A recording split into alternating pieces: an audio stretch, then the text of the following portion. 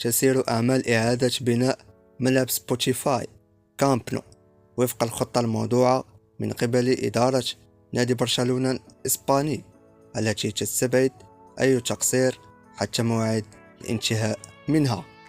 وبدأت عمليات تطوير الملعب الشهير في 1 يونيو 2023، إذ تحول السرح الشهير إلى أكوام من الركام والحجارة والأنقاض.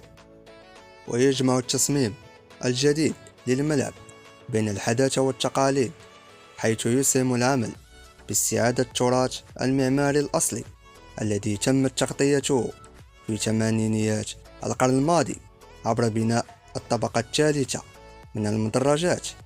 وعند الانتهاء من بناء الملعب سيكون بوسع بعض الجماهير الموجودين في أماكن معينة من المدرجات الهيكل القديم لكامب نو. وتهدف أعمال التجديد أيضا إلى توفير مقاعد للمشجعين أكبر مما كانت عليه من قبل وأكثر راحة، بحيث يتمتع الجمهور برؤية أفضل لمجريات المباريات.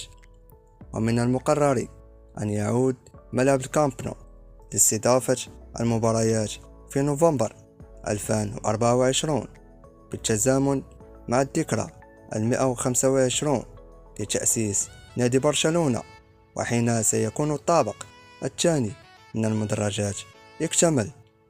وستكون السعة الجماهيرية للملعب في ذلك الحين ما بين 65 إلى 70 ألف متفرج.